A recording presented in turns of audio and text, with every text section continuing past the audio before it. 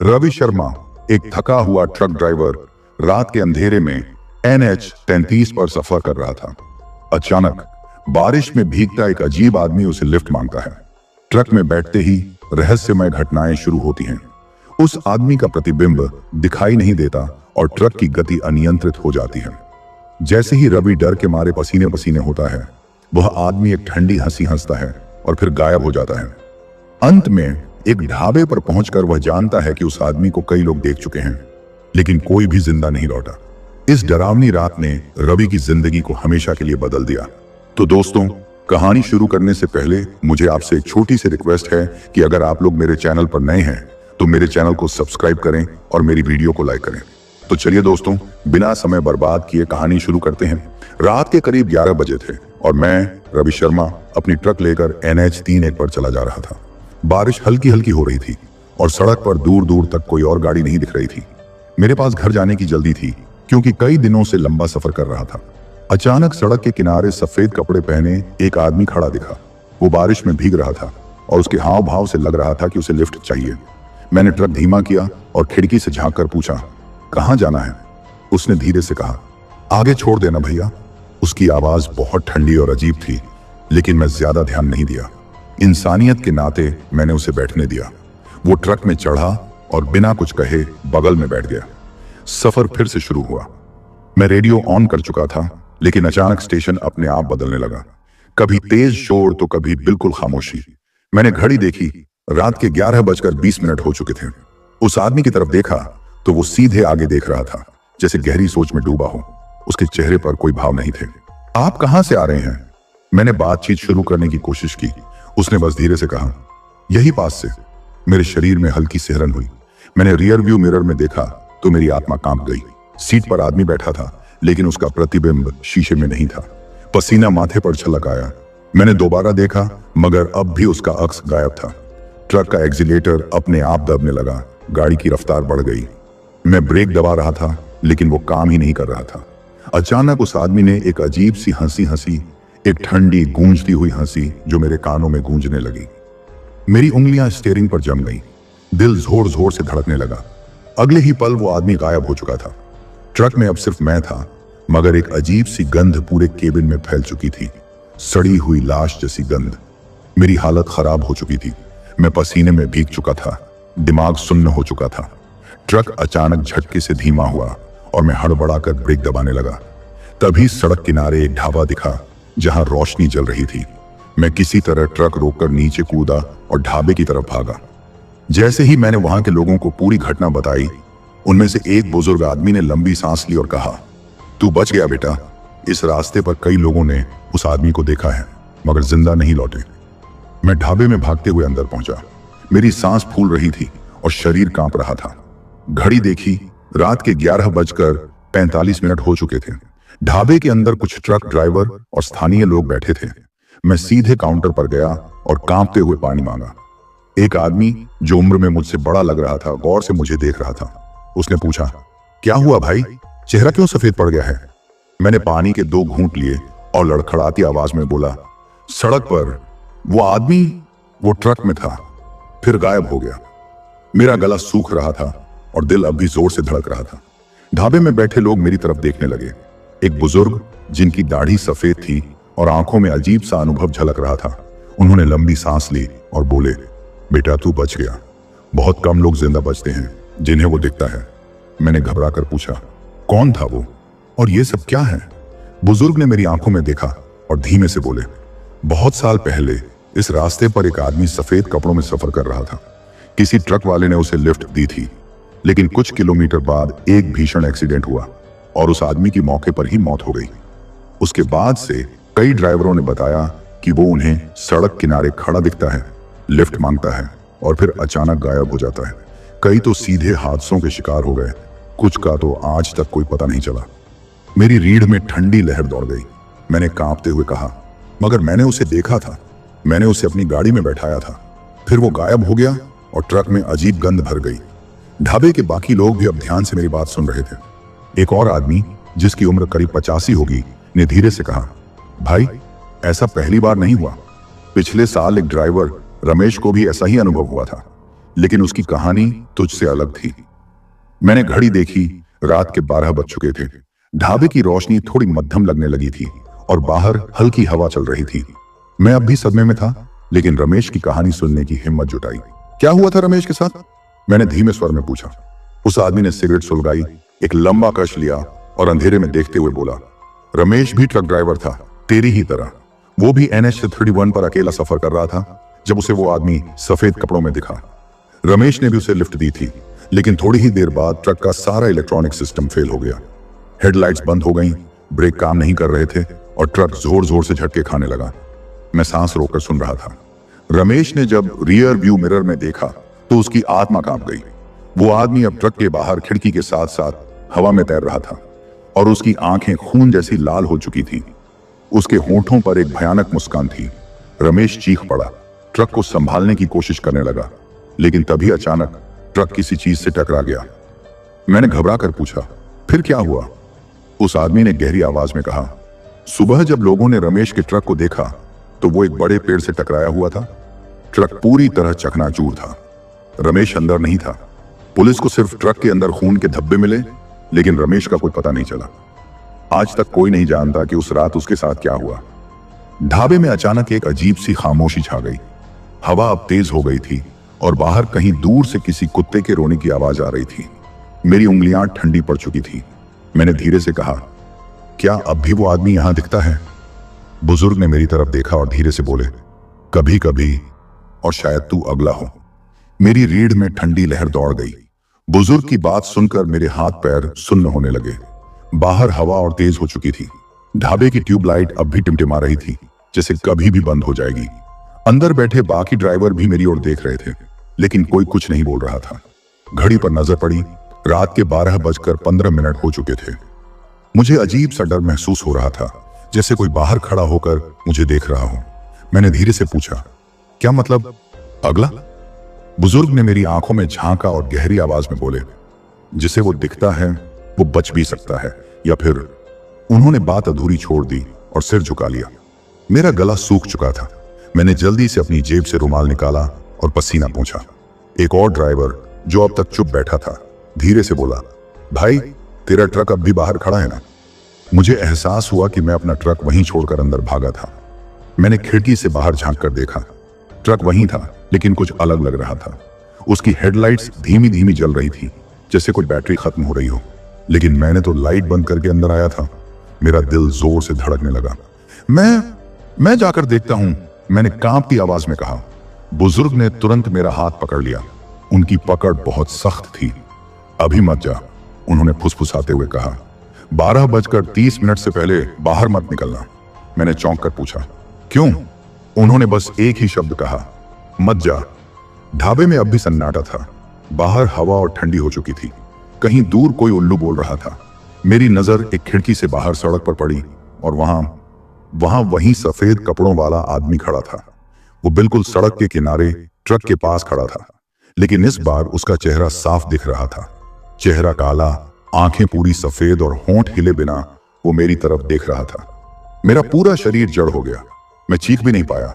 बुजुर्ग ने धीरे से फुसफुसाया, अगर तू उसे देख ले तो वो तुझे भी देख लेता है। मैंने तेजी से अपनी नजरें फेर ली, लेकिन तब तक बहुत देर हो चुकी थी।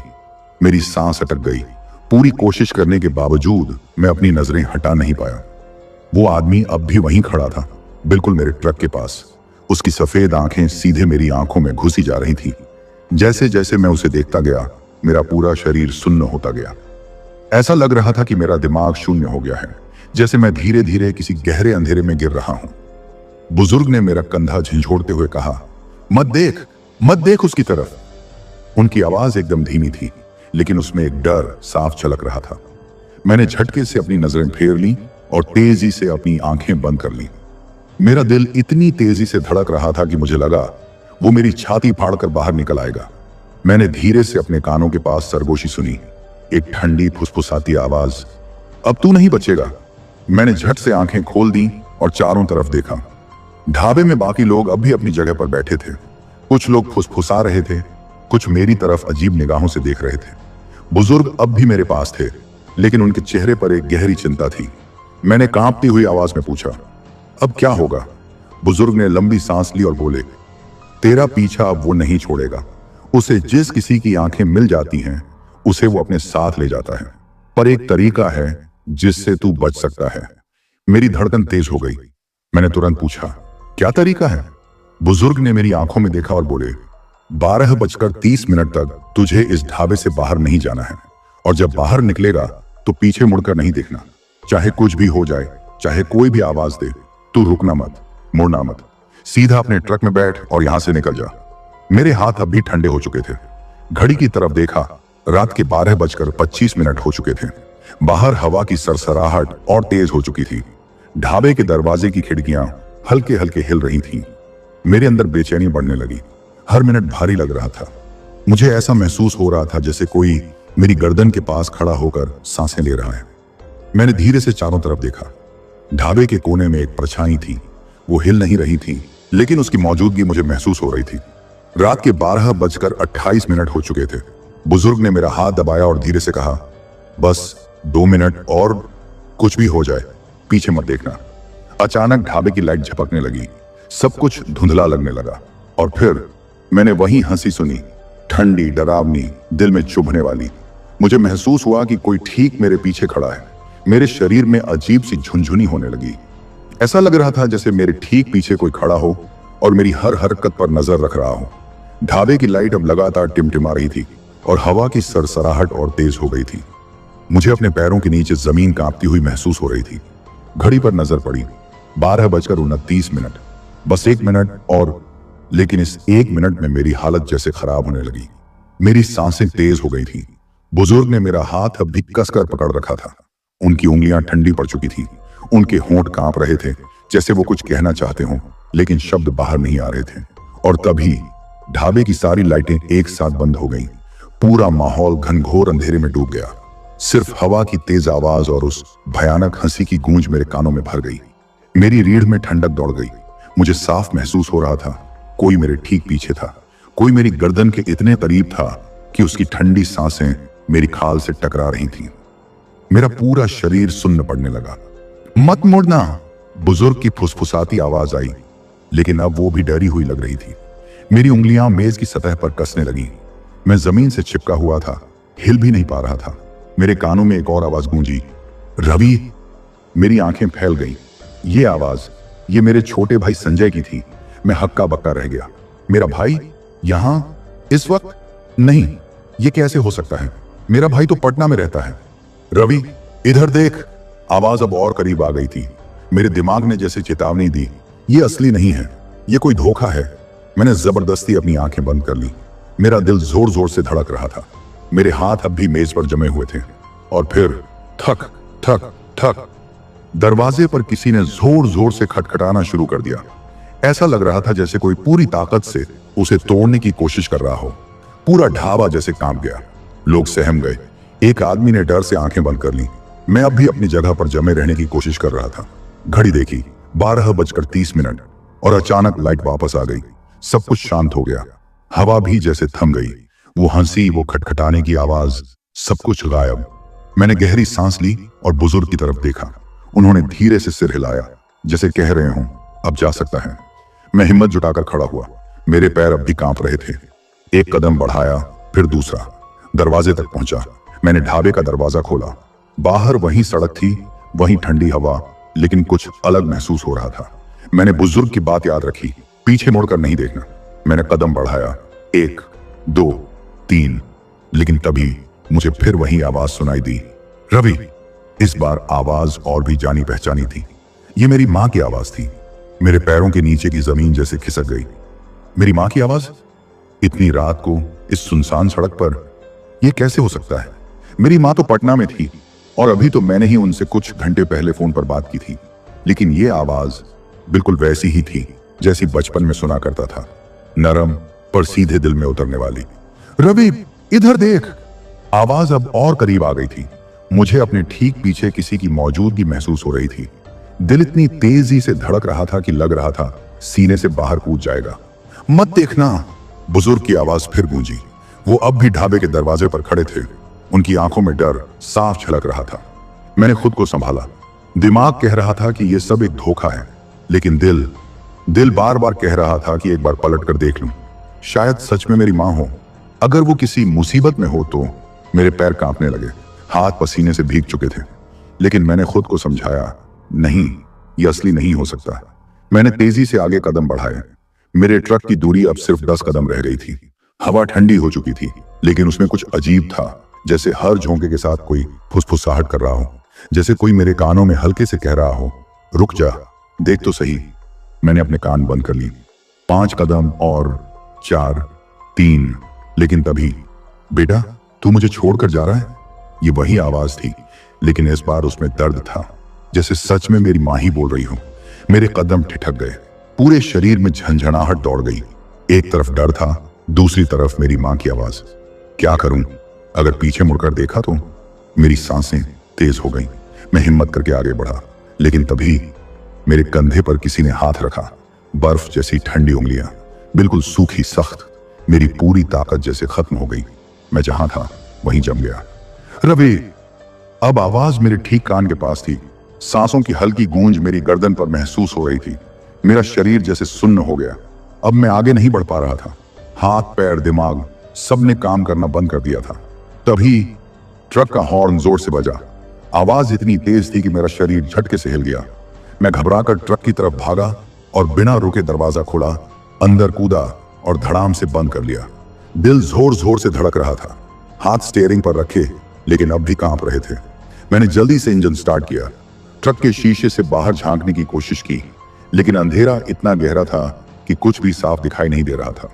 और फिर मैंने उसे देखा। ट्रक की विंडशील्ड के ठीक सामने वो खड़ा था।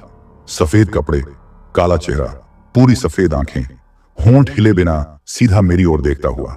मैंने जोर से चीखने की कोशिश की, लेकिन आवाज गले में ही अटक गई।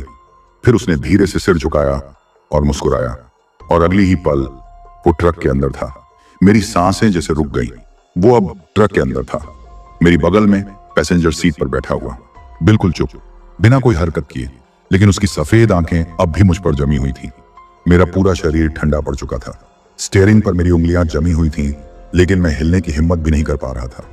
ट्रक का इंजन चल रहा था, लेकिन गाड़ी आगे नहीं बढ़ रही थी। अब कहां जाओगे रवि? उसकी आवाज मेरे कानों में गूंजी, ठंडी, बिना किसी भाव की। मेरी रीढ़ में एक तेज सिहरन दौड़ गई।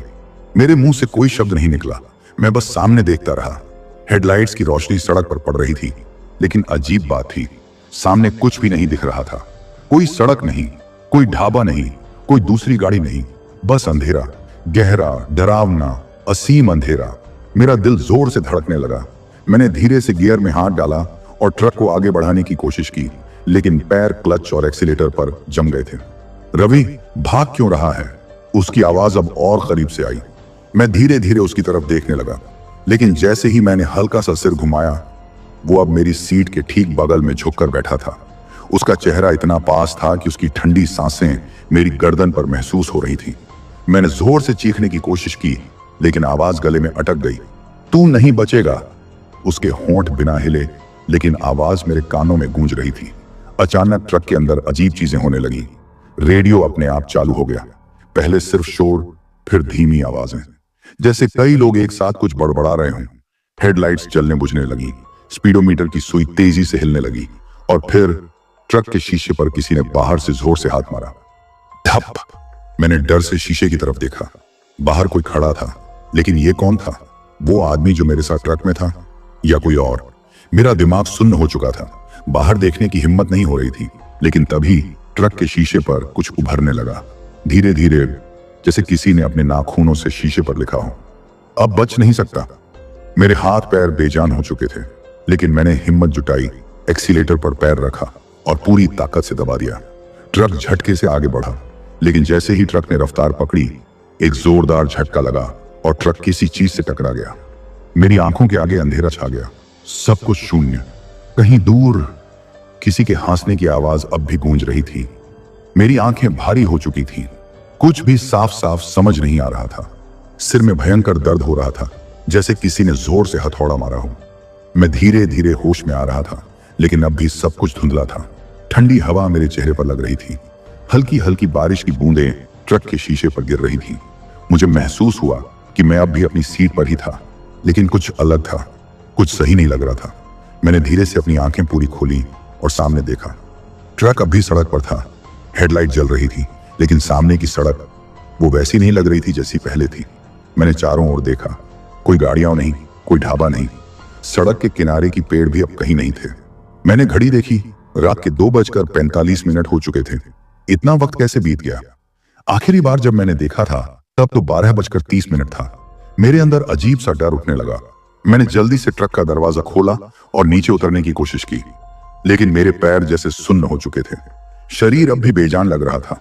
मैंने खुद को संभाला और धीरे से नीचे उतरा। ट्रक के चारों ओर देखने लगा और फिर मैंने उसे देखा। वो सड़क के किनारे खड़ा था, सफेद कपड़े, ठंडा भावहीन चेहरा, पूरी सफेद आंखें। लेकिन इस बार वो अकेला नहीं था, उसके पीछे और भी लोग खड़े थे। एक नहीं, दो नहीं, कम से कम 10 लोग, सब सफेद कपड़ों में। सबका चेहरा एक जैसा, कोई भी हिल नहीं रहा था। सब बस सीधा मेरी तरफ देख रहे थे। मेरा दिल जोर जोर से धड़कने लगा, सांसें तेज हो गईं। मैंने एक कदम पीछे लिया और तभी उन सब ने एक साथ एक कदम आगे बढ़ाया। मेरा पूरा शरीर जम गया, मैं हिल भी नहीं पा रहा था। फिर उनके होंठ एक साथ हिले। अब तू भी हमारे साथ चलेगा रवि? उनकी आवाज सीधी मेरे दिमाग में गूंज रही थी। ऐसा लग रहा था जैसे कोई शब्द नहीं बोल रहा, लेकिन फिर भी वो आवाज अंदर तक चुभ रही थी। मैंने पूरी ताकत से खुद को खींचा और ट्रक के दरवाजे की तरफ भागा। दरवाजा खोला, अंदर कूदा और जोर से बंद कर लिया। हाथ कांपते हुए ट्रक स्टार्ट किया। इंजन की गड़गड़ाहट गूंजी। मैंने पूरी ताकत से एक्सीलेटर दबाया। ट्रक रफ्तार पकड़ चुका था। मैंने शीशे में पीछे देखा, वो सब अब भी सड़क पर खड़े थे, लेकिन अब वो धीरे धीरे धुंध में गुम हो रहे थे। लेकिन तभी मेरी नजर रियर व्यू मिरर में पड़ी। मेरी गर्दन के ठीक पीछे कोई बैठा था। मेरा पूरा शरीर सुन्न पड़ गया। मेरी उंगलियां स्टीयरिंग पर जमी हुई थीं, लेकिन अब उनमें कोई ताकत नहीं बची थी। मैंने हिम्मत करके रियर व्यू मिरर में दोबारा देखा। कोई मेरी सीट के ठीक पीछे बैठा था। उसकी सांसें मेरी गर्दन पर महसूस हो रही थीं, ठंडी बर्फ जैसी। मेरी आंखें अब भी मिरर पर जमी हुई थीं। वो परछाई धीरे धीरे और साफ होने लगी। मैंने महसूस किया कि कुछ पल पहले जो लोग सड़क पर खड़े थे, उनमें से कोई अब मेरे ट्रक के अंदर था। रवि, आवाज इतनी धीमी थी कि कानों में गूंजती महसूस हो रही थी, जैसे किसी ने बहुत धीरे से फुसफुसाया हो। लेकिन इस बार आवाज जानी पहचानी थी। ये मेरे पिता की आवाज थी। मेरी सांसें रुक गईं। पिताजी? लेकिन पिताजी तो 6 साल पहले गुजर चुके थे। ये कैसे हो सकता है? मैंने धीरे से गर्दन घुमाई, लेकिन जितना मैंने देखा उतना ही मेरे दिमाग ने मुझे चेतावनी दी। मत देख, मत देख! मेरे शरीर में ठंडक दौड़ गई। मैंने तुरंत ट्रक की स्पीड और बढ़ा दी। हेडलाइट्स के सामने सिर्फ सड़क दिख रही थी।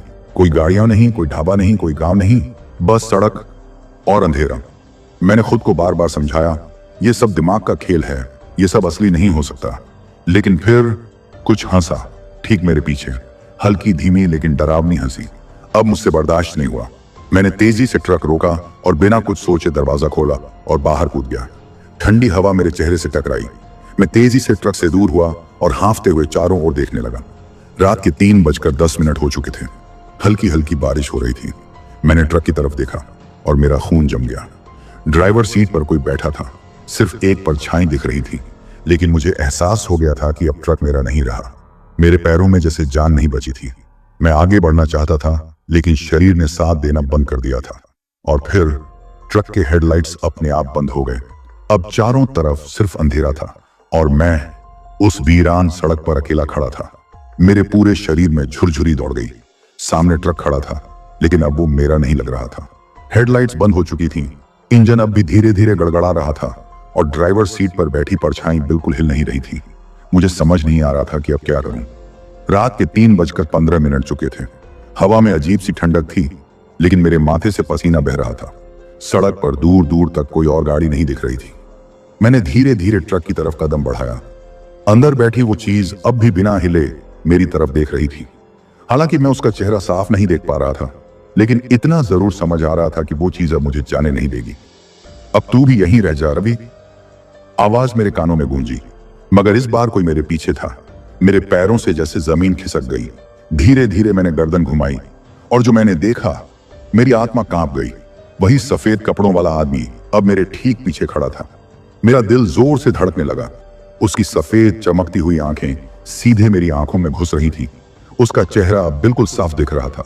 जला हुआ, सड़ा हुआ, जैसे किसी ने उसे आग में झोंक दिया हो। होंठ धीरे धीरे हिल रहे थे, लेकिन उसमें से कोई आवाज नहीं निकल रही थी। मुझे समझ नहीं आया कि मैं क्या करूं। भागूं, चिल्लाऊं, ट्रक में वापस जाऊं, लेकिन मेरे पैर अब भी जमे हुए थे। तभी ट्रक के दरवाजे के अंदर से भी एक तेज झटका लगा। धड़ाम! ड्राइवर सीट पर बैठी परछाई अब मेरी ओर झुकने लगी थी। मेरी हालत इतनी खराब हो चुकी थी कि मेरा दिमाग सुन्न पड़ गया। फिर अचानक ट्रक का हॉर्न अपने आप बजने लगा, इतना जोर से कि मेरे कान सुन्न हो गए। वो आवाज इतनी भयानक थी कि पूरी सड़क गूंज उठी। मैंने घबराकर अपने कानों पर हाथ रख लिए, और जब मैंने दोबारा देखा, उस सफेद कपड़ों वाला आदमी गायब हो चुका था। ड्राइवर सीट पर बैठी परछाई भी अब नहीं थी। ट्रक अब फिर से खाली लग रहा था। लेकिन ये सब क्या था? क्या ये सच में हुआ था या मेरा वहम था? मुझे कुछ समझ नहीं आ रहा था। मैंने धीरे धीरे ट्रक का दरवाजा खोला और अंदर झांका। अब सब कुछ सामान्य लग रहा था। सीट वैसी ही थी, गियर अपनी जगह पर था, इंजन अब भी चालू था, लेकिन कुछ जो अब भी गलत लग रहा था। मैंने घड़ी देखी, 3:33 सुबह। इतनी देर कैसे हो गई? मैंने बिना कुछ सोचे ट्रक में बैठने का फैसला किया, लेकिन जैसे ही मैंने पहला कदम अंदर रखा, मुझे किसी ने पीछे से जोर से खींच लिया। मैंने जोर से चीखने की कोशिश की, लेकिन आवाज जैसे गले में अटक गई, और फिर मेरी आंखों के आगे सब कुछ काला पड़ गया। मेरी आंखें अचानक खुली। सिर में भयानक दर्द हो रहा था, जैसे किसी ने किसी भारी चीज से जोर से मारा हो। सब कुछ धुंधला था। धीरे धीरे मेरी नजरें साफ हुई तो मैंने देखा, मैं अब भी ट्रक में ही था, लेकिन कुछ अलग था। हेडलाइट्स बंद थी, इंजन की हल्की हल्की आवाज अब भी आ रही थी, लेकिन ऐसा लग रहा था कि ट्रक कहीं रुका हुआ है। मैंने चारों ओर देखा। सड़क का वो हिस्सा जिसे मैं पहचानता था, वो अब गायब था। अब मैं किसी अनजान जगह पर था। रात अब भी गहरी थी, लेकिन माहौल पहले से ज्यादा भारी और अजीब लग रहा था। हवा ठंडी थी, लेकिन उसमें एक सड़ी हुई गंध थी, इतनी तेज कि मेरा दम घुटने लगा। मेरी घड़ी देखी, 4:04 सुबह। ये मैं कहां आ गया? मैंने ट्रक का दरवाजा धीरे से खोला और नीचे उतरने की कोशिश की, लेकिन जैसे ही मैंने जमीन पर पैर रखा, कुछ चिपचिपा महसूस हुआ। मैंने नीचे देखा, काला गाढ़ा चिपचिपा तरल जो मेरे जूतों के नीचे फैल रहा था। मेरा दिल जोर से धड़कने लगा। मैंने अपने चारों ओर देखा। अब यहां कोई सड़क नहीं थी, बस अंधेरा और धुंध। और फिर मुझे सामने कुछ हलचल महसूस हुई। कोई वहां खड़ा था। एक परछाई धीरे धीरे साफ हो रही थी। रवि! मेरे कानों में वही भयानक फुसफुसाहट गूंजी। अब मुझसे रहा नहीं गया। मैं तेजी से ट्रक की तरफ मुड़ा, अंदर कूदकर दरवाजा बंद किया और कांपते हाथों से इंजन स्टार्ट किया। लेकिन ट्रक आगे नहीं बढ़ा। कुछ ट्रक को रोक रहा था। जैसे ही मैंने शीशे में देखा, पीछे कोई बैठा था। इस बार पूरी तरह दिख रहा था। वही सफेद कपड़े, वही जला हुआ चेहरा, वही सफेद आंखें। लेकिन अब वो सिर्फ देख नहीं रहा था, अब वो मुस्कुरा रहा था, और उसके होंठों से खून टपक रहा था। अब तू नहीं बचेगा, रवि! मेरे अंदर की सारी हिम्मत टूट गई। मैं चीखना चाहता था, भागना चाहता था, लेकिन कुछ भी करने से पहले उसने अपना हाथ धीरे धीरे मेरी गर्दन पर रख दिया। बर्फ जैसी ठंडी उंगलियां, इतनी ठंडी कि मेरी रगों में लहू जमने लगा। अब तू भी हमारे साथ चलेगा। उसकी पकड़ और मजबूत होती गई। मेरी आंखें धीरे धीरे बंद होने लगीं, और फिर सब कुछ अंधेरा हो गया। मेरी आंखें अचानक फिर से खुली। घबराहट में मैंने गहरी सांस ली और महसूस किया कि मेरी शर्ट पूरी तरह पसीने से भीग चुकी थी। मैं अब भी ट्रक में था, लेकिन सब कुछ शांत था। इंजन चालू था, हेडलाइट्स जली हुई थीं, और सामने वही NH-31 की सड़क थी। क्या हुआ था? क्या वो सब सच था या सिर्फ मेरा भ्रम? मेरे हाथ अभी भी कांप रहे थे। मैंने शीशे में पीछे देखा, कोई नहीं था। ट्रक की पिछली सीट खाली थी। मैंने अपने गले पर हाथ फेरा, कोई निशान नहीं था, लेकिन अब भी मुझे वहां ठंड महसूस हो रही थी। मैंने घड़ी देखी, सुबह के 4:15 हो चुके थे। इतनी देर कैसे हो गई? मैं आखिरी बार 3:33 पर ट्रक में था। ये 40 मिनट कहां गायब हो गए? मैंने लंबी सांस ली और धीरे से ट्रक आगे बढ़ाया। अब सब कुछ सामान्य लग रहा था। कोई आवाज नहीं, कोई परछाई नहीं, कोई अजीब एहसास नहीं। लेकिन एक बात साफ थी, मैं अब भी जिंदा था। पर क्यों? अगर वो सच में मुझे ले जाना चाहता था, तो मैं बचा कैसे? मैंने ट्रक चलाते हुए दूर सड़क पर नजर डाली। सुबह की हल्की रोशनी अब धीरे धीरे फैलने लगी थी। पक्षियों की आवाजें सुनाई देने लगी। ऐसा लग रहा था जैसे रात का वो खौफनाक मंजर अब पीछे छूट गया हो। मैंने तेजी से ट्रक भगाया। अब बस एक ही चाहत थी, इस रास्ते से जितनी जल्दी हो सके निकल जाऊं। करीब आधे घंटे बाद मुझे सड़क के किनारे एक और ढाबा दिखा। मैंने बिना सोचे वहां ट्रक रोका। जैसे ही मैं नीचे उतरा, एक आदमी ने मेरी तरफ देखा। वो करीब 50 साल का होगा। उसकी आंखों में अजीब सी समझदारी थी। कहां से आ रहे हो? उसने पूछा। NH 33 पर रात भर ट्रक चला रहा था, मैंने थकी हुई आवाज में कहा। उसके चेहरे का रंग बदल गया। क्या कुछ अजीब देखा? मैंने कुछ पल सोचा। पता नहीं, शायद देखा, शायद नहीं। वो आदमी गहरी सांस लेते हुए बोला, तू खुशकिस्मत है कि जिंदा है। बहुत कम लोग इस रास्ते से रात के बाद सही सलामत वापस आते हैं। मेरे दिमाग में अब भी वो सब घूम रहा था। वो आदमी, उसकी सफेद आंखें, ट्रक के अंदर बैठी परछाई, वो ठंडी सांसें। मैंने धीरे से पूछा, क्या वो हर किसी को मार देता है? आदमी ने मेरी तरफ देखा और हल्का मुस्कुराया। नहीं, सिर्फ उन्हें जिनकी मौत का वक्त आ गया हो, और जिनका वक्त नहीं आया उन्हें वो छोड़ देता है। मुझे लगा जैसे मेरी पूरी ताकत खत्म हो गई हो। मैंने कुर्सी खींची और बैठ गया। शायद आज मेरी मौत लिखी ही नहीं थी, शायद इस बार मैं बच गया। लेकिन एक सवाल अब भी मेरे दिमाग में घूम रहा था, क्या वो फिर लौटेगा? तो दोस्तों, ये थी आज की सच्ची और डरावनी कहानी। क्या रवि सच में बच गया, या फिर वो सिर्फ एक धोखा था?